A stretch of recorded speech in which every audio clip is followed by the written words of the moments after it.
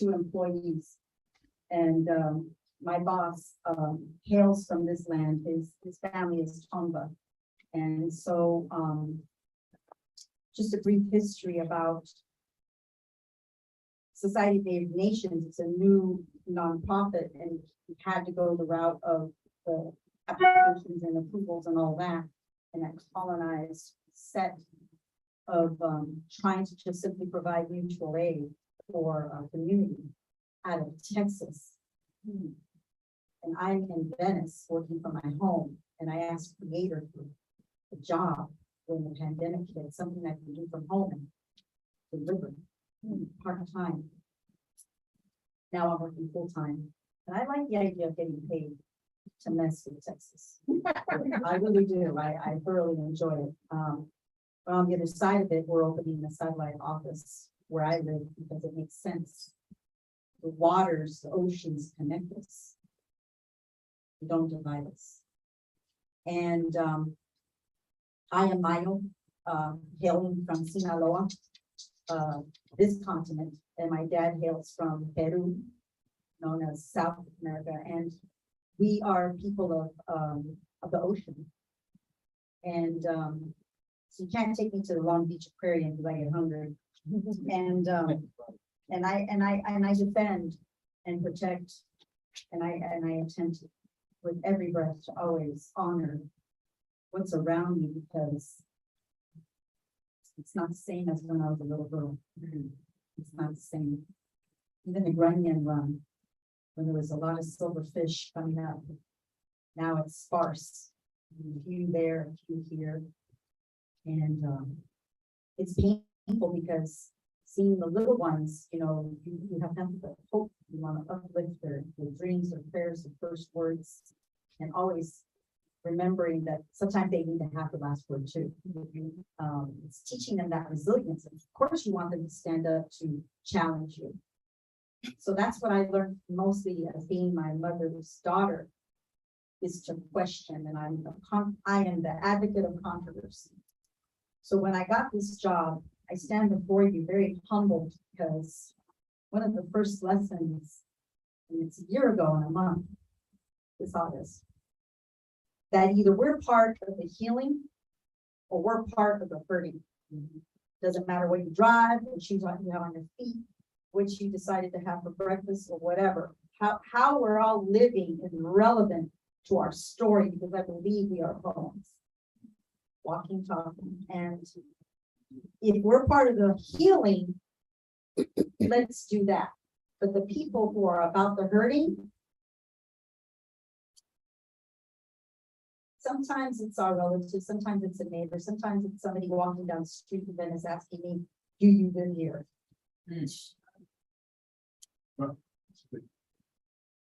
I pray for them. That's all I got. Some people just aren't worth to spit in their mouth, but they're always worth a prayer. So I stand before you with a very humble heart, because the impact of being in such a very sacred space that you created here, and I thank you, I thank you, I thank you, I thank you, I thank all of you, is because I'm going to spend a little time on the environment. We defeated a $1.4 billion project coming from Canada, a corporation that wanted to go to Orange County. And you know, there's not a lot of people who look like me in Orange County, but we defended that ocean because of the Hachem, the indigenous people there. And the people in Santa Ana were very low income, and moderate income people live that look like me. We went down there and we put up a big fight and we won, because they had planned to suck up 90 million gallons of ocean water every day and spit back 45 million gallons of toxic chemical brine. Now, in that straw filter that they were going to use, they were going to take with it the plankton and all the fish and the things that I like to eat. So I wasn't about to have that. And we won unanimously against the California Coastal Commission. If you don't know who they are, California Coastal Commission has an environmental justice policy that we're holding up a mirror. And we need our relatives in this room and beyond, and those who couldn't be here today or on Zoom, to join us in protecting those waters. Because from that derives our oxygen, derives the connectivity to other places and other lands and other people. And we want 7 generations forward to know what it feels like to put their feet in the water and have the waves come crash over their ankles to their knees and kind of try to knock them down, because that's Mother Earth playing with us and blessing us with that medicine, that water. Because that's what it was intended. That's what we're birthed from, salt water. So with that, they're continuing to do their due diligence and call it green. This is the green that they're about. It's not about the environment, this greenwashing they do and this carbon capture and all these things that they're throwing at you, that even I had to take 2 and 3 reads on some of these documents, because it's absurd to me. It's absurd that they would be proposing something like saying that the Green New Deal is important for an Indigenous person or our Black relatives on the front lines and people of color, or people, our relatives, living where the refineries are and the oil wells and the derricks and the extractive industries and the toxic dumps. They didn't ask us if we wanted to be placed on the last page, the 3rd paragraph, to be mentioned there. They didn't consult with you, ma'am. They didn't get your consent. Nobody in this room was consulted and didn't give consent, because these are the sacrifice zones, and that's what they call it. So they're putting us and labeling us as disposable. So they go to church on Sunday or temple. And I call that to question, because how can you have this prayer for health in your family and not include all of us? It's too one-sided, and it's too they and us. They, the first to divide our prayers and try to take away our language and try to take away our intention and our culture, because strong roots grow strong trees. So my promise of my words and sharing what I can in knowing what I know, in my knowing is right here. That's why it's so big. Is that housing has to be looked upon in different ways as opposed to what we're doing. And we definitely have communal living, and we've always known it. We're not the ones to put our grandparents away to senior citizen homes unless absolutely necessary, the last thing that we need to do. We keep our elders with us, walking, talking, beautiful libraries, wisdom, grandparents, elders. We need to make sure that we assure that we're taking better care of each other in regards to our housing. Because last I checked, as Indigenous people, those ships kept coming to the East Coast and they kept driving themselves over with horses and carriages. And we are keepers of the Eastern door because we have our backs to the West.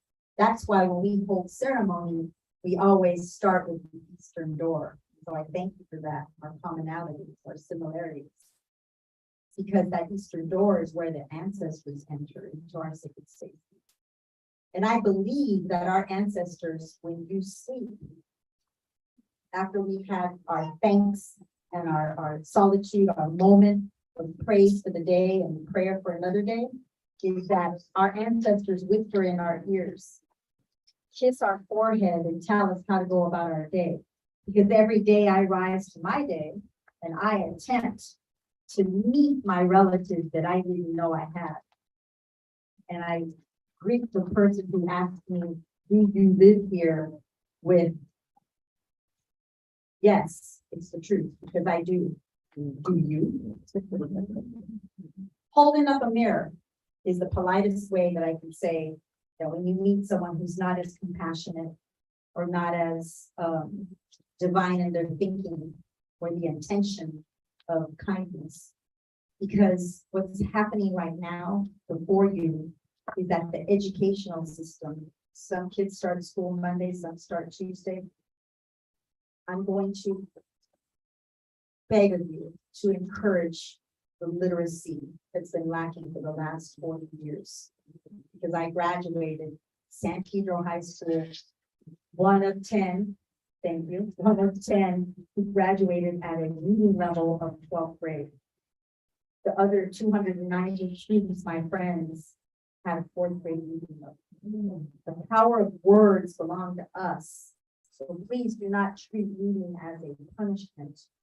And once our children get past 2.5 weeks on anything, be it swimming, be it baseball, be it crocheting, be it dance, whatever it is, the challenge, 2.5 weeks, I promise you, they're gonna go from kicking rocks and wanting to stop and quit to loving it. They're gonna love it. Encourage the children, all children, to read to you aloud, because the power of our words comes from definitely our roots. And how many times have we been told we can't? We know we can't. It's always been that way. Our resilience is who we are when we draw breath and exhale. Take one with me right now. Take a deep breath. And when you exhale, wiggle your toes.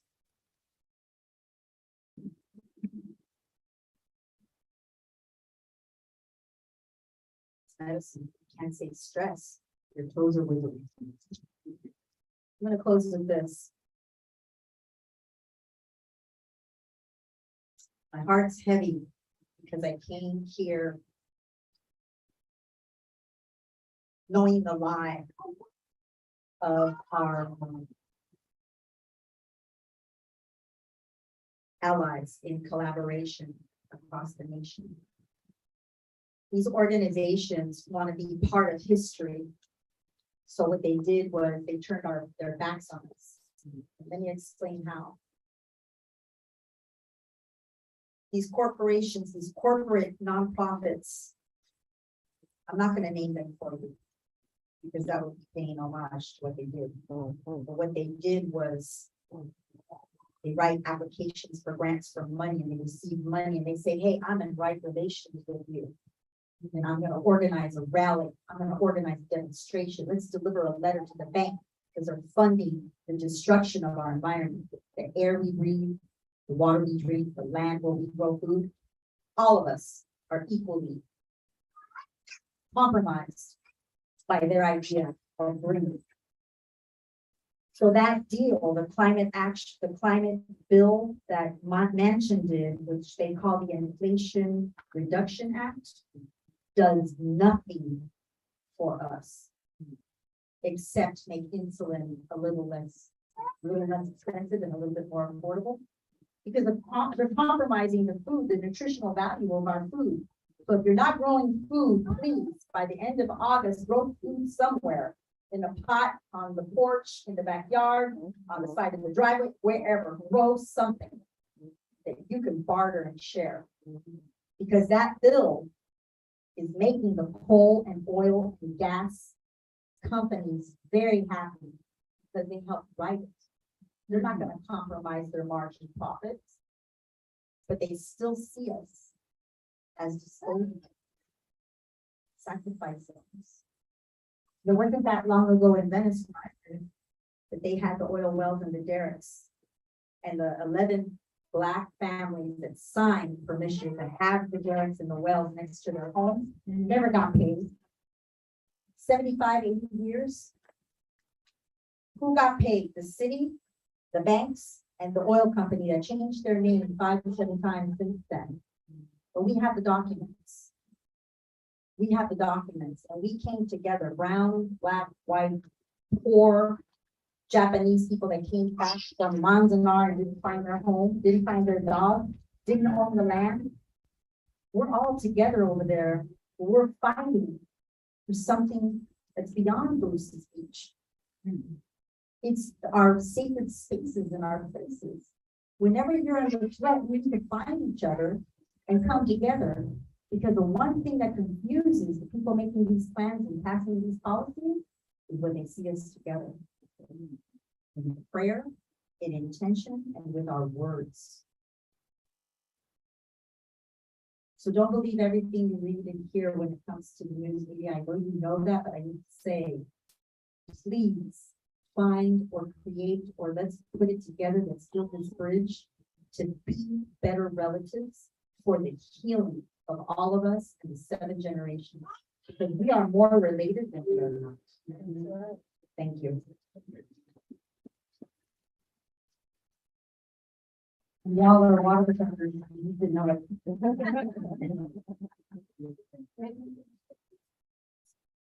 Thank you to our sister Lydia. And when we talked last week, it was like going on. We were just talking about so many people in the community that we've known for decades, and not many of us are still here doing the same work. So I have to give thanks. If we could give another hand. Representing the indigenous people of this land, this territory. I just want to remind you that we're celebrating Pan-African Women's Day. We're celebrating African women. We're celebrating women. We're celebrating resistance and revolution. And it may not feel like that way. It may not look like that. But what our sister was talking about was really about how capitalism needs to die. I'm going to just repeat that. Capitalism prioritizes the wealthy 1% over the 99% of humanity and the environment. Capitalism needs to be destroyed. And it's important to understand that everything that we have done in terms of work and supporting the system and our consumerism and all of that, some that we can control and some that we cannot, has brought profits to capitalism. But for sure, those representatives of resistance are the ones that we should raise high, and we should be proud of them. And so we also celebrate today. We wanted to celebrate July 16th, which was the 75th birthday of Asante Shakur.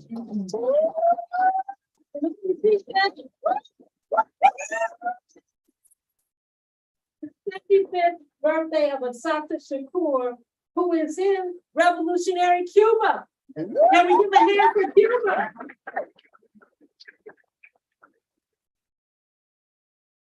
And I know that many of you may or may not know her. Some are familiar, some may not be. But we wanted to lift her up because it is so close to her birthday. And we have to remember all that she did and all those in the Black Liberation Army and those that were a part of the Black Power struggle and the African liberation struggle, that their fight and their resistance to liberate the land. If I needed to take some money out of a bank for the revolution of my people, if I had to injure somebody so that hundreds would not be injured, that's revolution, y'all.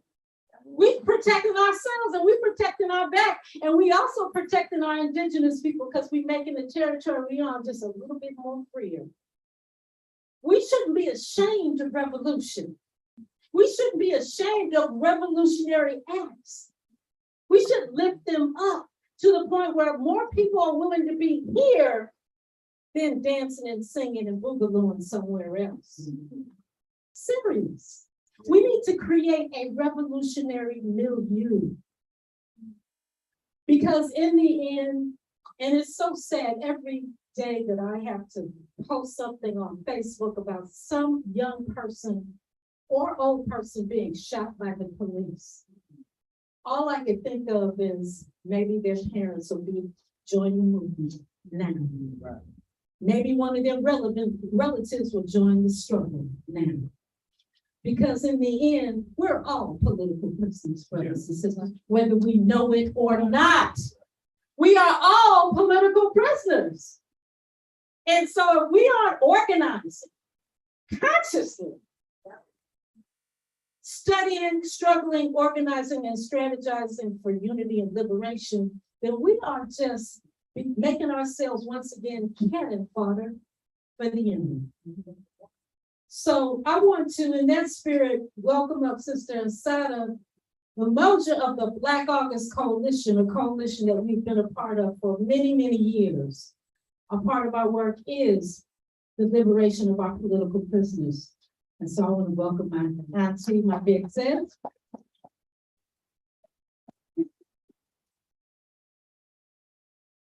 Good evening, everybody. My name is Asada Umoja. Asada Chukwu is my namesake. And I'm definitely, want to give acknowledgement to people about Chukwu. But I'm with, again, Black August Los Angeles. Black August is a movement. Sister AAWRU has very well set the stage to talk a little bit about what Black August is. Black August is a commemoration that happens every August.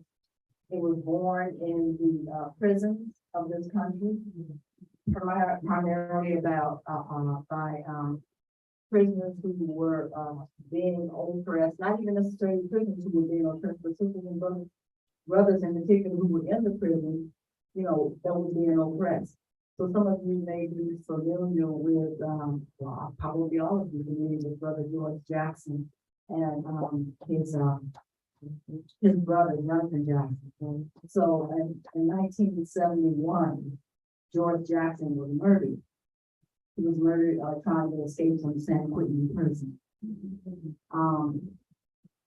His brother Jonathan, who had probably just a little bit before then, had tried to rescue him from San Quentin prison.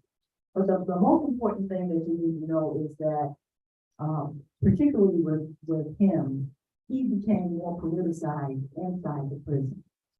And we do have like sisters and brothers who were also politicized outside the prison. And for that reason, they are in the prison.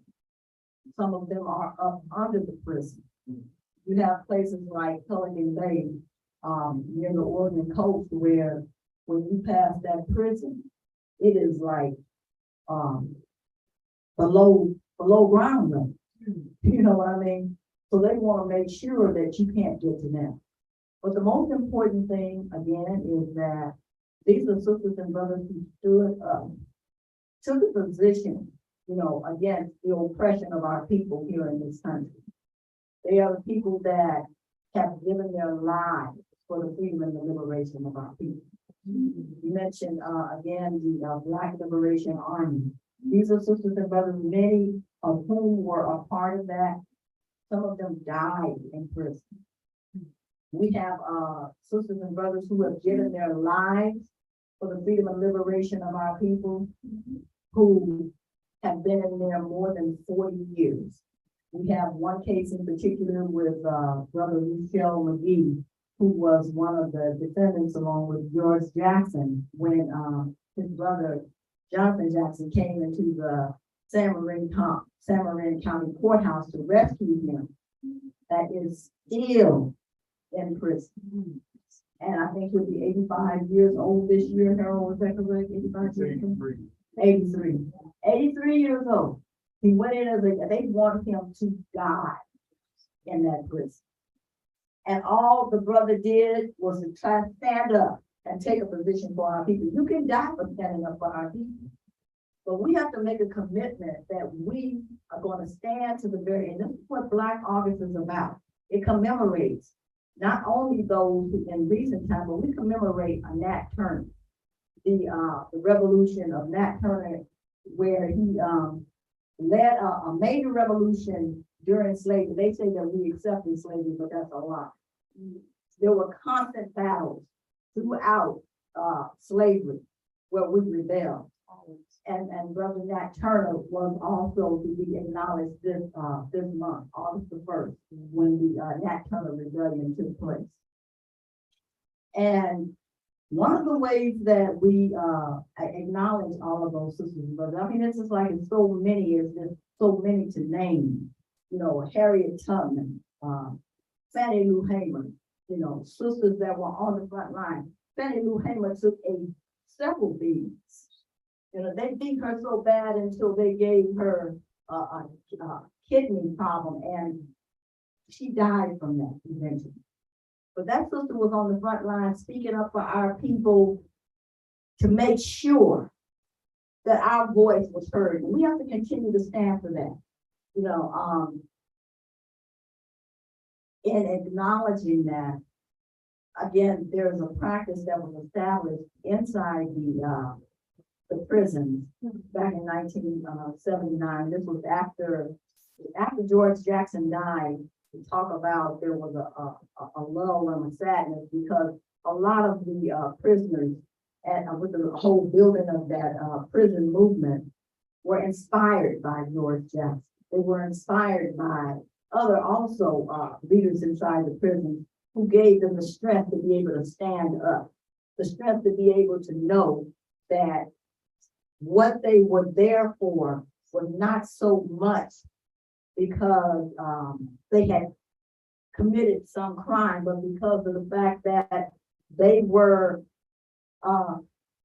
still looked at more or less as prisoners, you know, for this country.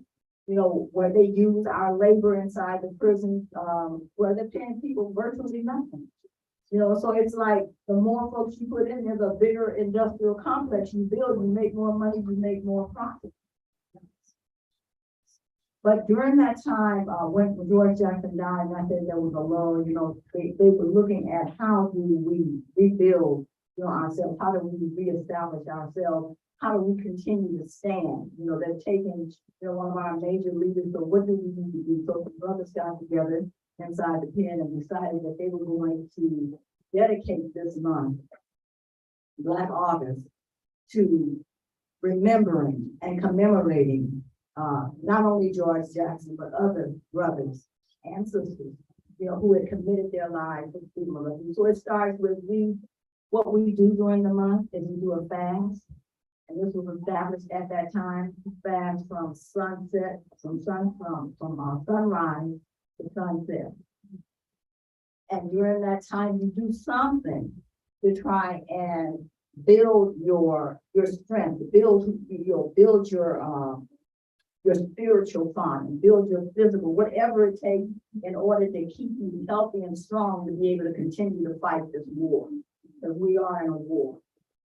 And some people are not able to necessarily fast, but we say do something. If it's not fast from TV, corporate TV, you know, make a decision that you are going to eat better, you know, but all of it is designed to help continue to build our strength and study. We, you know, decide to make this a month where you're going to learn more about, you know, the struggle of our people, who we are, you know, the struggles that people went through, what we can do in order to continue to stand and keep that torch going.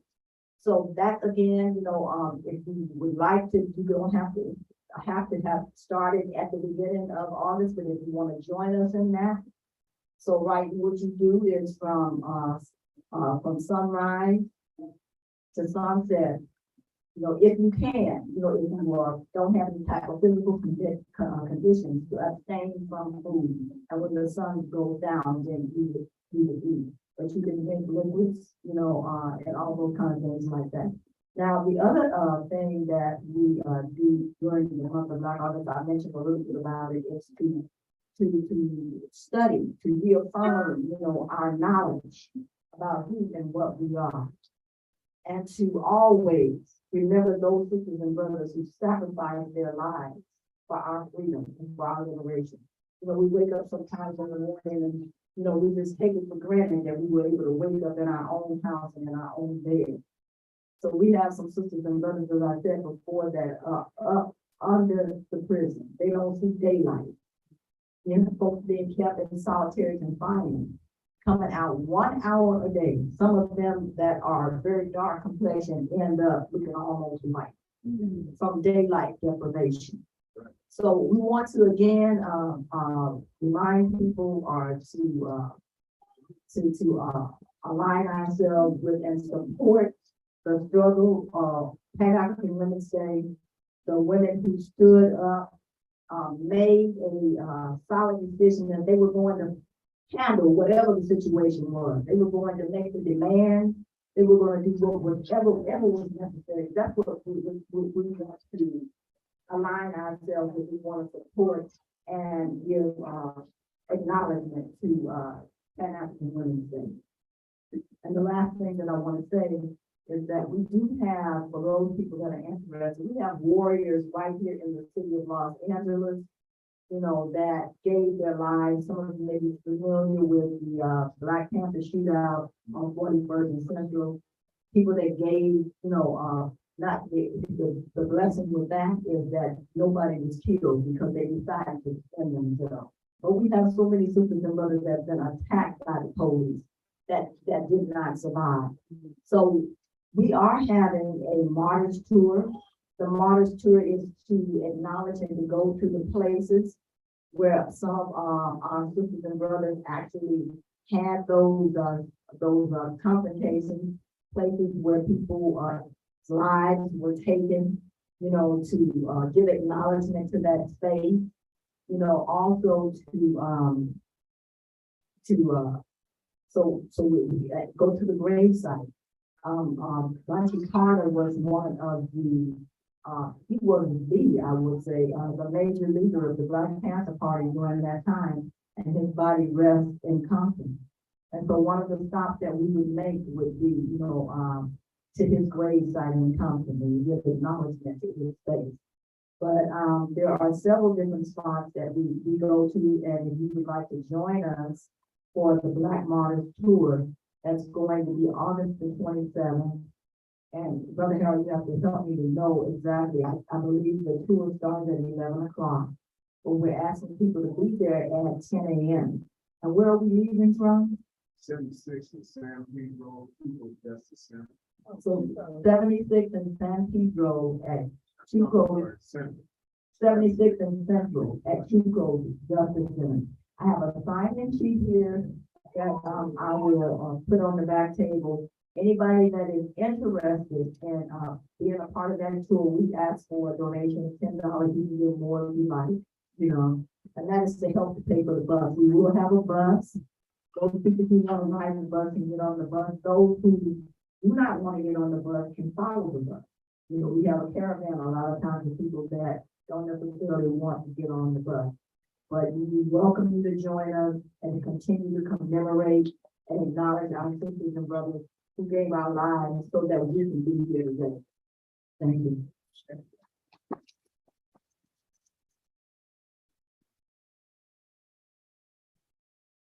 Put it on the back table, and those who are interested, I know quite a few of you may be from Northern California, but if you're here, please sign up. You can put it right there on the corner table and sign up, and then I'll make sure that the coalition members get it. Okay, do we have any flyers? Harold, do we have any flyers? No, fire. Okay, all right. But you can go to the Black August website, which is Black August LA, and you should see the flyer up there. I don't know when it will be up there, but probably soon. And you'll be able to get more information if you don't remember. So go to the Black August LA website, and you'll find more information on the Martyrs Tour. And if you want to, you know, get more information and share it with other folks, please direct them to that. And you can also find us on Black August LA on Facebook as well. So thank you, Sister Asada. And then also remind me that Hands Off Cuba, LA's Hands Off Cuba was supposed to be here, but I don't see them. But I just want to remind y'all to keep lifting up Cuba, keep supporting Cuba, keep supporting the work people are doing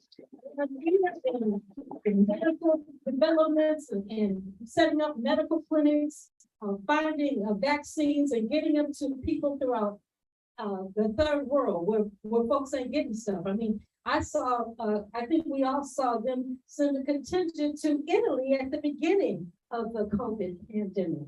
So they're even rescuing Europeans, you know, and that's humanity, that's socialism, right? For everybody. So we need to lift up and support Cuba. And I know, you know, Brother Mahmoud just came back from Cuba, right? And they're doing some powerful work.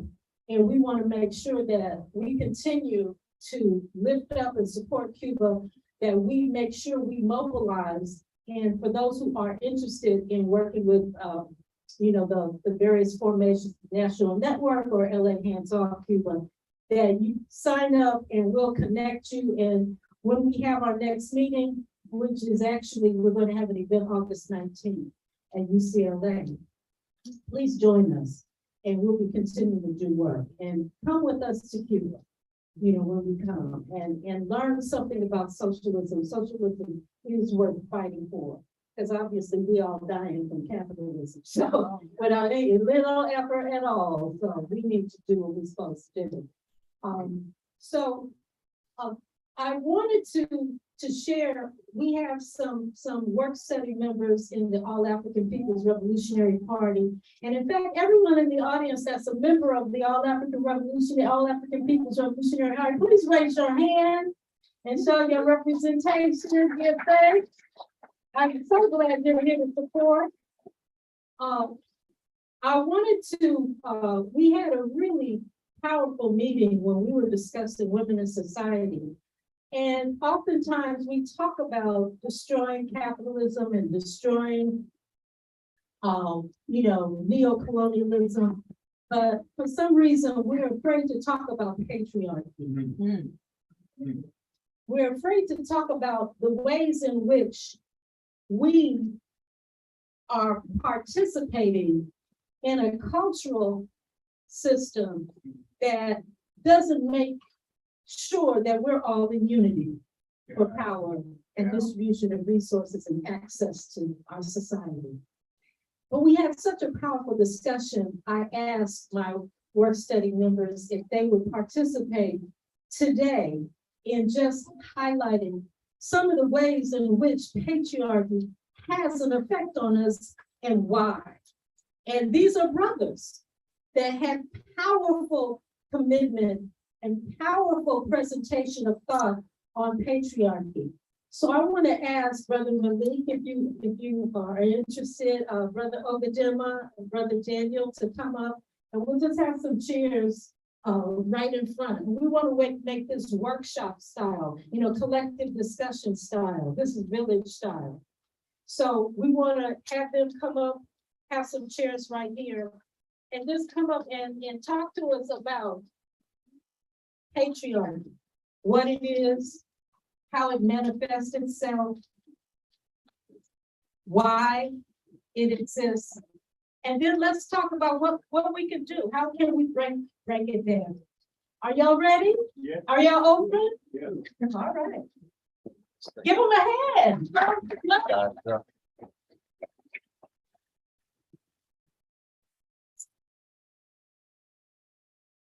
The technicians will request a call next time so that we can best prepare. Is that subtle?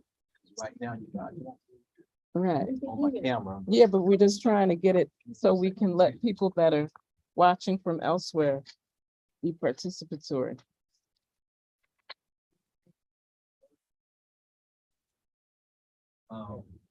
The Queen has spoken. Our Nana, we're good. Leave it simple. She done made it clear. We wanted workshop style. Yes, Missouri, is there somewhere you want to start or Well, type of questions or? We'll just start with, like, what is patriarchy and how has it manifested itself, and how has patriarchy disabled the relationship and the integration of women in society? And just from some of the readings that came from Women in Society by President Ahmed Secretary. Just some of the thoughts that you have prepared to share. Okay, yeah, I mean, patriarchy to me, just the system we live under, of course, and the system that keeps men with more privileges, more power than women. And yeah, I mean, when we were discussing this, I remember we were discussing like how we as men like challenge our peers and challenge our other male friends to like combat their own internalized patriarchy. And yeah, I mean, myself, I think whenever I notice my friends like say something misogynistic, sexist, I think I'm not a confrontational person, but I will always like ask a question, just challenge them, like, okay, so how would you feel like on the other end of that? Like you reverse positions, I guess, or you're in the other end of this conversation, like how would you feel? And I think I mean, when I was younger, I would do that a lot. I mean, still a little more now, but I think like what I had said then was more so, I think, I mean, obviously as men, you internalize a lot of these things that society preaches to you. And I think a lot of the time it's not really, not to make an excuse, but it's a societal thing that really is pushed upon you, and especially as young men, your peers are pushing certain standards that you should like rise up to or be as a man. So I think what I've seen from my peers as they've grown and matured is that kind of thought more about their internalized misogyny, sexism, and things like that. And a lot of them have at least grown out of it to a good point that I think. So yeah, I guess that was my comments on that section. For me, we look at patriarchy. We look at it as a system that obviously subjugates and oppresses all non-men. But if you think about the material implications of what that means, you look at society and you look at how hindered society is when it comes to development, because you're taking a sizable amount of the population and you're basically putting barriers and stipulations against them from contributing, right, from integrating, from being part of the sciences, from being part of the medical field, the health field, you know, politics, leadership. So you're taking a sizable amount of the population that has a lot of talent, and you're subjugating them, and you're placing them in confined roles, right? And you're not giving them the material support that they need to be successful, to help contribute to society. And that has a detrimental role, especially when we're trying to build revolution. When you're taking potential revolutionary soldiers of great use for our people, and you're saying that you have a limited role because of patriarchal conditioning, you're limiting the capacity to build revolution, to liberate our people. So it has a wide range of negative implications and consequences, not even just for women, but if you look at for men too, especially in settler colonial society, right, where a situation where you have Black men and Native men who are not part of the dominant male structure system, what happens? You get targeted, right? Because as men, patriarchy is taught that men are the providers and defenders of a people, right? So what happens if you're the male population of the outgroup? You get targeted, right, by the police, by the army, by anybody empowered for extermination, because they look at you as a threat, right? So patriarchal conditioning is not just a negative just for women too, but it's also for men who are not labeled as part of the dominant group, which is the West, aka white men, right? So when you look at what patriarchy brings to the table for our society, you have to understand that that's something that we need to get rid of culturally, systematically. This is why you had revolutionaries such as Ture, Sankara speak out against this, because they understood to be liberated, to be free, to be able to have self-determination, your women had to be a part of the struggle. I mean, you can take it even further to the USSR. When you look at how many posters they had of women in the workforce, where you had the West, they portrayed women in dresses or in feminine presenting attire. You had the USSR, they presented women as factory workers, as soldiers, as people who were part of, you know, the revolutionary process, because they understood for USSR to be where they need to be, they need everybody to contribute. So this is what we have to understand when we try to eliminate patriarchy. We're trying to uplift all our people, our community. So that's the ultimate goal, and why patriarchy needs to be eradicated. All right, can everyone hear me? Yep. Awesome. So first of all, if we're going to talk about patriarchy, we need to be honest about the fact that we talk about men, but it's a system of hierarchy. So it's about the man and how men formulate themselves in that hierarchy. If you're not the top man, you're going to try to compete for the top. And the way we raise children to be gendered certain ways means we raise our boys to be predators. We raise them to see themselves as violent tools. And ultimately, if we don't take seriously the implication of what it means as colonized people, especially as African peoples, to really build a community where we as people, not as men, not as women, not as these colonized idea of gender roles, but as people come together, then we can't meaningfully face patriarchy. We can't face their contradictions. We just find ourselves within it. We'll compete against each other for men and boys, like we'll compete over resources, over women, over these things, rather than actually addressing the community and being part of the community. And that's why when it comes to patriarchy, we have to take seriously the implication as a whole community, what that means. And for men specifically, for boys, for all these people who define themselves as outside of all the other genders, all the other spectrums, being this very specific set thing, like our job is to defy this foreign masculinity, this idea of the white man's burden.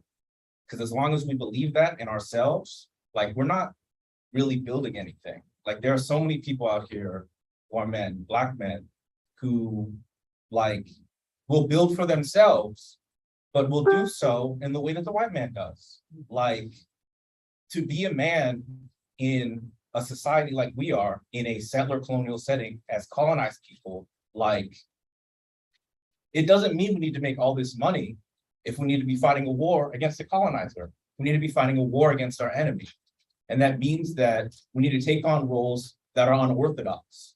We need to take on roles as healers, because as many African spiritualities tell us, like, we're not just this one idea that they want to put us in. Like, we have to take on whatever roles are available, and that's what it means to be a man in our community, and what it means to be a person fighting a revolutionary struggle. And when it comes to uplifting women, it means getting out of the way. It means doing what we need to do as a community to win the war. And so, like, it's complicated. There's a lot of elements here, but it means that, like, we need to seriously consider what it means as a community, all genders, all peoples, to actually come together and not let these binaries that were set from birth from a foreign power upon us. So I think that's really important.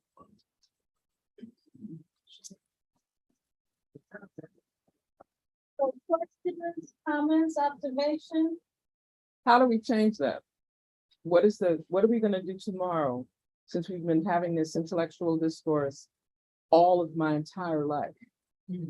All of it. Yeah. What are we gonna do tomorrow? Maybe Oh, we'll use the mic for questions. Oh, no, because we've deviated from the technology.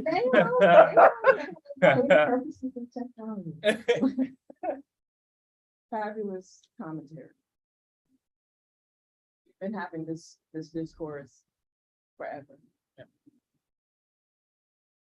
How do we make the transition, the change tomorrow? And I'm not saying it in the context of doing something extreme or reactionary. Right. I'm asking based on where we are. And I'm speaking beyond just the 48 US in general. Right. What are some things that you would recommend if you had the opportunity to be on and you have the authority power?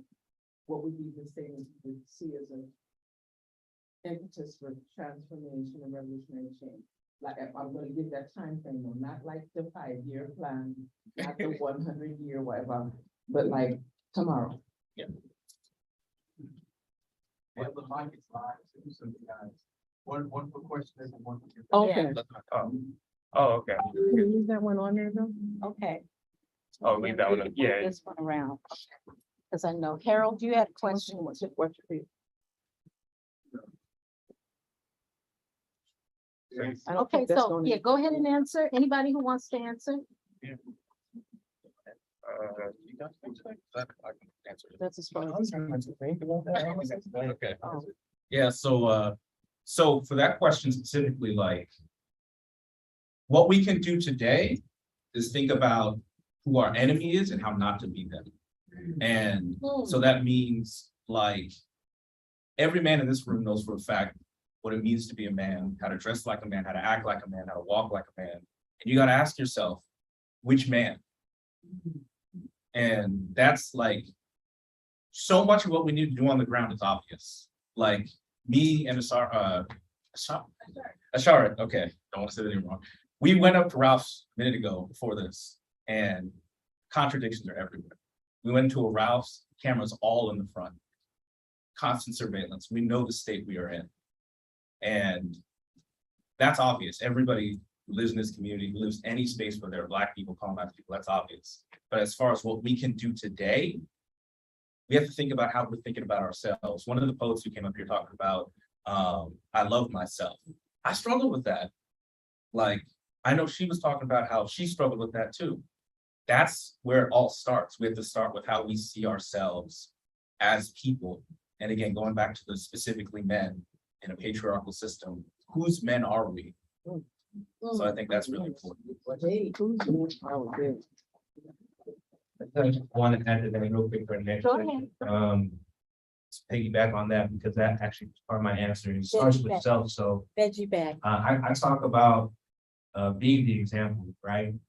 Especially if you're somebody, if you're a figure who, you know, you work with a lot of boys, a lot of other men look up to you, a lot of people from a lot of backgrounds that you in community with look up to you. Be the example for them, so that when they look to see, you know, what it means to be a man who's committed on the right path, a man who's committed to be, you know, revolutionary for his people, it should start with you. Like, they should have a template in you to look at, and that's like something you can do right now. You know what I mean? That's something you can easily start with right now. And in terms of just community, just having those hard conversations with your boys, you know what I mean? Educating other men, being there with men who are, you know, being disenfranchised from the system, you know, trying to provide material opportunities for them through programs and all that, doing the hard work day in, day out.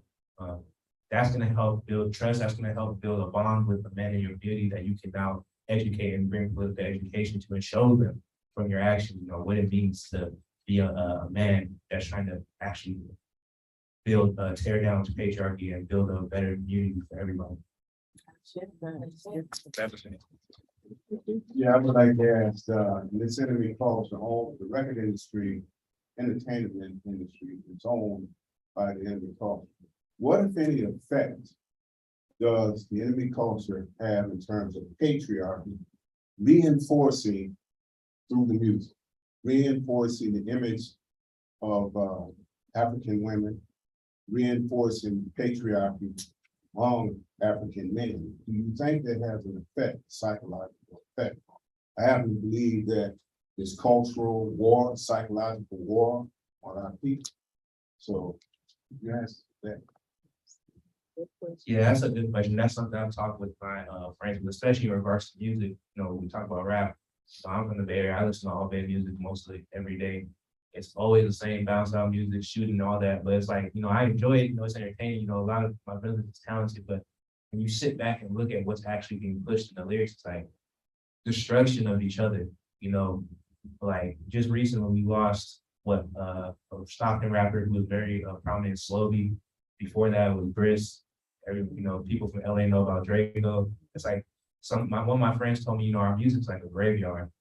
Cause like every time we listen to music, this is a lot of people where it's just long live RIP. And it's all the music from talented people who passed, because we push in a message that's destructive, both to a man and also how we commodify and view women as well. And it's like, it's hard because you look at the mainstream, it's like, that's all they want to push, right? That's all they want to push. But it's like, if you notice, right, if you've taken a step, because, you know, white musicians push the same thing. But if you've taken a step and you've looked at the mainstream music created by a lot of non-Black, you know, white artists, you do see a little bit more variety in what they try to push from their people, from their perspective. It's not, you know, it's not just, you know, linear in terms of the type of content that they want their own artists producing, right? So it's like, that's by design. And we can't be foolish to not think that Hollywood, the entertainment industry tools of white supremacist Zionists, I mean, who run these institutions, we can't be naive to think that they're not trying to use, you know, an agenda to try and keep our community backwards, whether culturally, psychologically, physically, like, you know, it's all part of the war. Like, we're in a constant state of war, right? So when we see that, when we see what's being pushed in our music, when we see how much of our artists that we lose to violence, you know what I mean? It all connects with each other. So I absolutely agree that, you know, entertainment industry is one of those industries that's being used to help to use to the to implement very reactionary ideas of patriarchy and what it means to be a man and what it means to, what it means to exert your manhood in terms of being African. Just violence, hypersexuality, lack of care for self, lack of care for others, just very destructive reactionary message. Yeah, I think to follow up what King said is definitely this music plays a role and affects us in a negative way, I believe. And I think that's purposeful. Like as King was saying, like the capitalist society wants to glorify luxury, wants to glorify like disrespecting our women and killing each other. And I think at the end of the day, that's why I think patriarchy and it won't be solved until we abolish capitalism and destroy capitalism. And that's why it's important for us as like Black people to organize. And that's why I'm part of the AAWRU, and that's what we're working towards. And that's why I think that's so important. That's it. Just two more questions, and then we're gonna wrap up. Or it could be a comment. It could be a comment. It might be a comment. Any more questions, comments, observations? I know y'all ain't just, oh yeah, okay, we all cool with that. Come on now. Anybody on Anyone Zoom? who got questions? Comments? Barbara Gore, you have a question? No, I'm appreciating what I hear from the young brothers. I'm appreciating what they're saying, because to turn this thing around, we got to be the example and live it ourselves. So I just want to applaud the three brothers that shared. Thanks. Thank you. And I say, if I may, Okay. if you can hear me, We hear you Yes. clear, Barbara. I think the points were valid, but I think we have to understand the destruction of capitalism, meaning we have to stop investing in it. If we want to change the lyrics of the music, then we have to start defining what that music is going to be. And if we're going to reach our youth, we have to begin to put a message in every set of music in order to make that change. You see, this did not come about by happenstance. This was a planned activity to keep us in the state of mind where we are. I think the three brothers, but I also think the sisters that spoke earlier, not only laid the foundation, a part of that foundation, but they contributed to the rebuilding of our community. This is not an individual struggle, but it is the struggle of race. I don't know what Martin Garvey said, that up you mighty race, you can accomplish what you will. What do we will?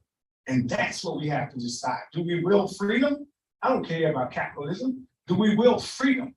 Because if we will freedom, then we destroy all those things that stand in the way.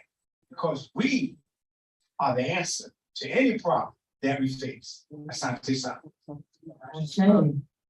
Shit. Real quick, just for persons that weren't aware of who was speaking, the first elder is Baba Gore, Jawara Baye of the Universal Legal and Christian Association African Communities Rehabilitating Committee 2020. He's the first Assistant President General, and the second Baba that was speaking is the President General of the UNIAACL RC 2020, Baba Akili Malik Nkrumah. And that's the organization started by Marcus Garvey and Amy Ashford Garvey, and Amy not Garvey, just so y'all know who the UNIA is. We exonerate Garvey. Yeah, we go. So just to finish the point, can you hear me? Yeah. Okay, just want to make sure. Okay. So the point on the political struggle as far as music, entertainment, all that stuff. I'm going to give you two really important examples to kind of lay out like what we're facing. So how many people know about the movie The Spook Who Sat by the Door, or even the book written by Sam Greenlee? This is the generation that we know. Absolutely. For those who do not know this story, when that movie got released, there were lines around the block for it. It was a very powerful movie. The minute white people found out about it, they burned them at the theaters so that people would not know about them. Sam Greenlee has personally said if he did not have that original copy, we wouldn't have it today. You can now watch it for free on YouTube. And there are so many people I meet who've never seen that movie, a movie whose conclusion is revolutionary. where the main character toasts to the audience, get it done. Now, how many movies can you say with us in it, say that at the end? Fight until we win. So that's the first story I want to tell. The second story I want to tell that relates to both patriarchy and this struggle. So many people, as like a contradiction, when it talks about gender and sex, think about queerness as this white people thing. And then you look in the historical record, no matter where they went to colonize, they would find non-gender conforming peoples, and they would see that as disgust. And the fact that that's reversed shows just how powerful it is that we can misremember ourselves. We can misunderstand ourselves. And so when it comes to this propaganda, especially if we're talking about like music and stuff like that, like they choose who they want to listen to. When we talk about killing, money, all that stuff, they see themselves in it, and that's fine. But if we have a message that is against them specifically, that talks about the colonizer, that talks about white people, that talks about like the reality of who we're fighting against. Again, that's not, they're not gonna uplift that. And that's the point. Like, we need to make what we do untenable for them. Like, we need to think about a political struggle where at its heart, we're fighting to win. And again, for people who study the history, who know about it, you saw what they did. You can see it in the pages. You can see it with all the street names. Like, they do victory laps about it. And I feel like a lot of people, unfortunately, think too softly of the enemy. So I think when it comes to propaganda, we need to follow through and then make that action follow through with it. So that's all I wanted to close here. Well said. Oh, someone got a question? Someone else? Go ahead. I'll go next. Okay.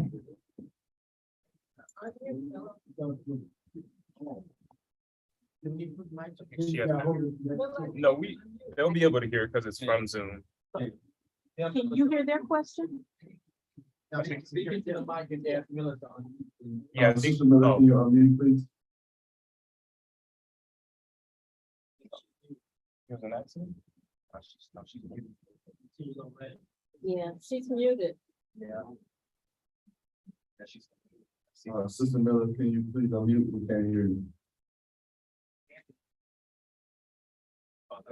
Hello? Yes. Now we can do.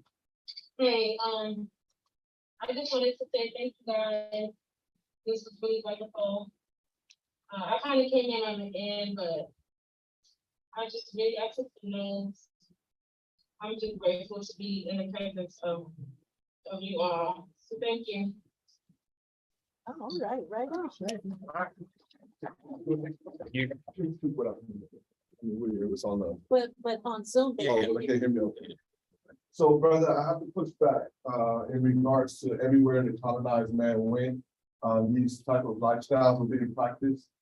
My study and research, that's incorrect. Now, I'm not saying that there were some places where there were, different ideologies around genders, but we're talking about ancient Kemet, we're talking about Egypt, certain places where people call Egypt, and different places, whether we be north and west, eastern, or central.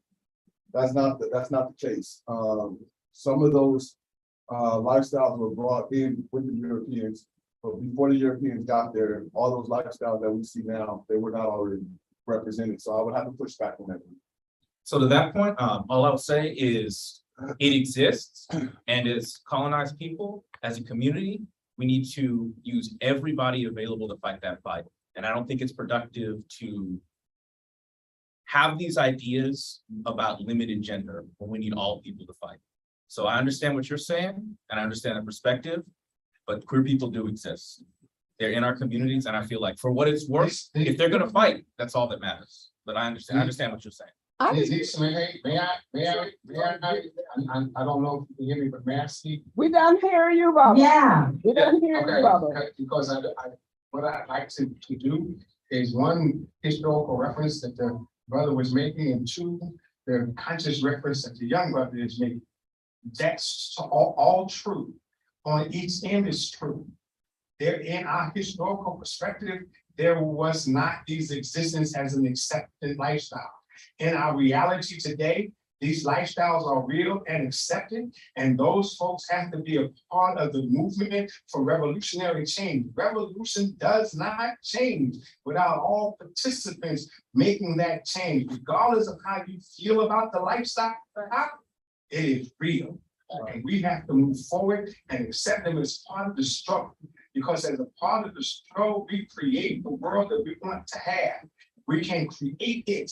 We can create it through our own electricity, through our own existence. Because the Honorable Marcus Messiah Garvey did not face the world that we live in, but his philosophy today is just as powerful as it was when he existed. Let us not let issues of today stifle our movement forward. Revolution is real, y'all. That's right. Sunday, son. I say. What we're gonna do is wrap up, and I think all points have been made and appreciated. All sides are appreciated, and I like how Barbara, wrapped up and concluded. I want to ask us to give the panelists a hand. Please, Revolutionary Party. One of the reasons why I wanted them to come is because they are honest. They were willing to be honest to talk about patriarchy. And they're not soured or bitter, or stuck in some tradition that they've been practicing a long time. They're at an age where being conscious, they're addressing it right now and making that change right now. And I'm recommending and offering that same thing that we all do. If we're not in an organization, we need to be willing to change our consciousness right now. If we're in an organization, we need to be willing to change our consciousness right now. Because revolutionaries tell us time and time again that all of us need to be a part of the productive forces of the revolution. We need everybody on deck if we're going to build something that's mass and build something that is going to tumble and destroy capitalism and imperialism and colonialism. And at the heart of neo-colonialism is, neo means our own, is colonizing us, right? So even at the heart of that, we're talking about patriarchy. So we thought it was important to at least walk away with something we can talk about that's real and relatable today for all of us. That we all need a conversion, a change, a consciousness switch, because we need to change the culture and the milieu in our communities for them to become places for revolutions. So I want to welcome you all. If you're not an organization, please sign up to join the All African People's Revolutionary Party. I also, if you are not an organization, join any party if the AAPRP does not vibe with whatever your thing is, your interest is, or your skill is. Just join any organization, but be a organization that is going to make real change for our people in our community. Then I want to also remind us, because our comrades in the African People's Socialist Party, their offices just got raided, right? Yeah. And we think that it's all cozy and everything is cool for us, but it ain't. This enemy is real. So we are in solidarity with APSP. We are in solidarity with our comrades that are on the front lines doing the work. And we say that can't nobody stop the revolution. I don't care how many offices you raid. We're not gonna stop. We're not gonna stop. You're not gonna tell us, you couldn't tell us we couldn't go to Libya. You couldn't tell us, you can't tell us we can't go to Russia. You can't go to Cuba. Who do you think you are? You can't tell us nothing. We about revolution. So we want to just thank you all for being here. We wish there were more people, but we're going to share it and maybe more people will come. We'll follow up with something even more powerful. And we want to, again, tell you to let's keep moving forward ever, backwards never. Remain ready for the revolution. Thank y'all. We're gonna hear a selection from a Barbadian artist.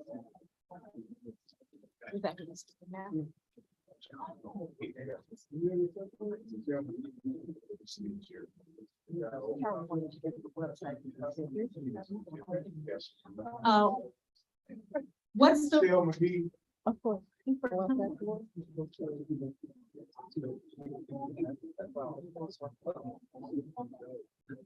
so, Brother Harold, you gonna give the website for Michelle McGee? Okay. Sir. well, could you please go to the, hello, everyone. Attention, please. Attention. Could you please go to the website RUCHELL Michelle McGee, MAGEE.org. You'll find our website. Sign the petitions, there are 3 of them, and call this governor and ask for clemency for Michelle McGee.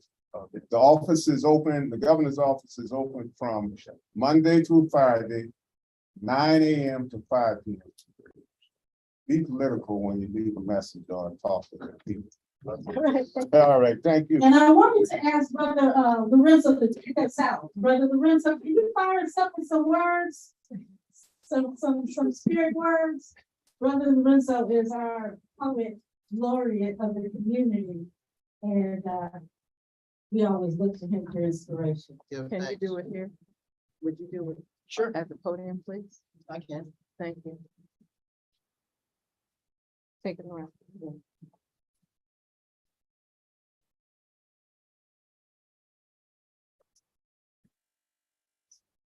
Yeah, man, can I have that other mic too? Here's another one. You want this one? Yeah. Please. You want this one too, Brian? Yes, please.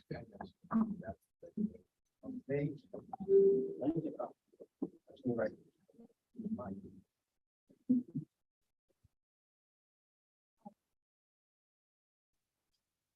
In the words of our dear brother, ancestor, Chairman Fred Hampton, you can kill the revolutionary, but you cannot kill the revolution. And in the words of another ancestor, Dr. Winoko Rashidi, the most revolutionary thing that a Black man can do is to be with a Black woman. It's to love a Black woman. It's to get with a Black woman. So, if we're gonna be revolutionary, just think about that. I'm gonna leave y'all with this.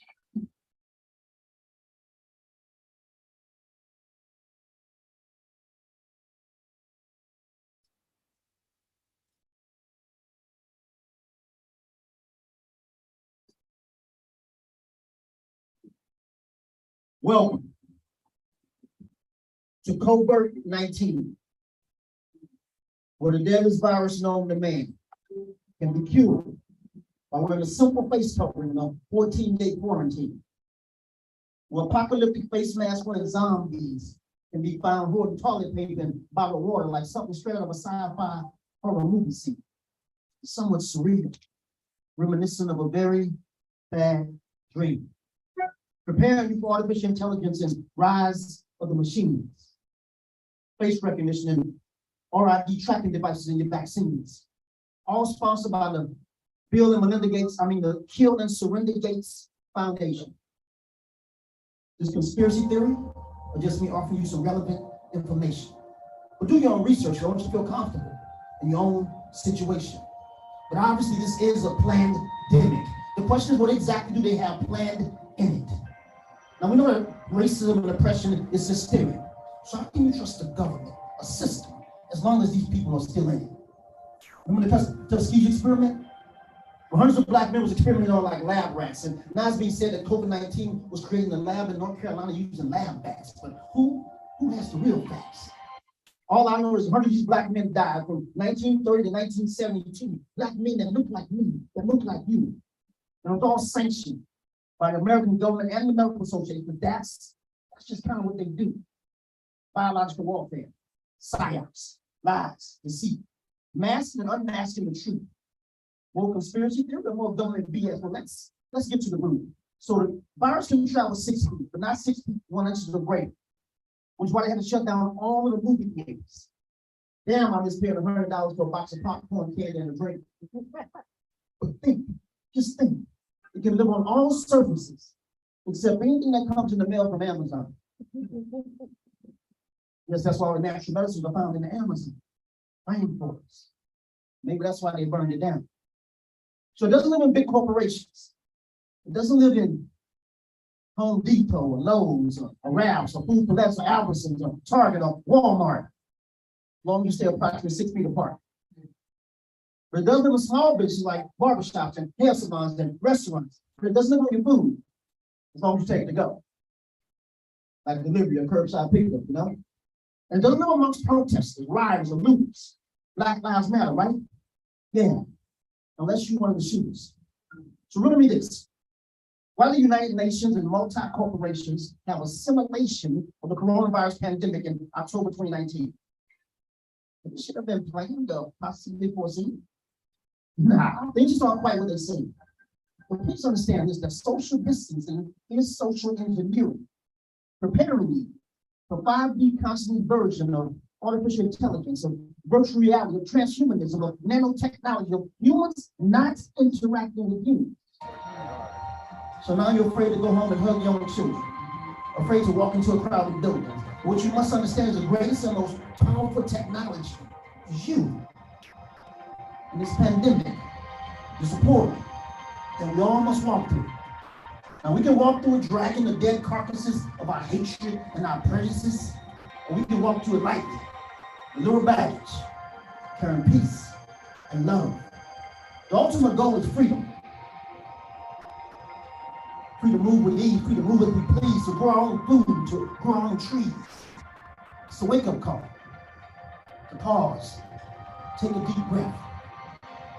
Do it with me, please.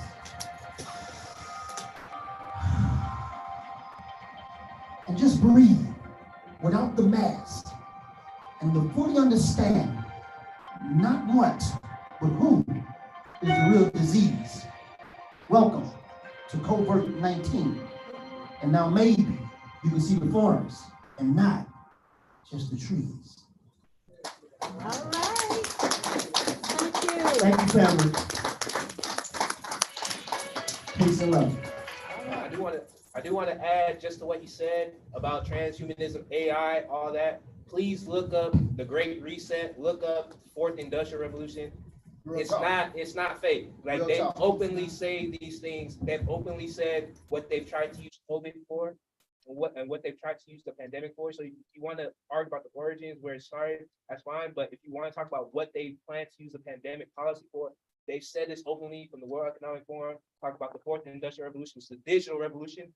AI, that's why you hear the metaverse, right? Exactly. That's why you talk about transhumanism, defining what it means to be a human, to try and bring in AI rights, right? So they can try and blur the lines there. And you talk about the Great Reset, resetting the economies, consolidating power to all the cryptocurrency corporations, buying up all the farmland, buying up on the land, so that everything that you earn, everything you work for, from your healthcare to your housing, is tied to the corporations. You look at in San Francisco, how that for the school district is now given, or the corporations where they're teaching for is now giving out apartments for the teachers to afford. That's what they're trying to set up, right? They're trying to set up corporate control, consolidation of power, and social engineering. So you can't build revolution if you're social distancing and you're staying home, right? Let's think about it. Right.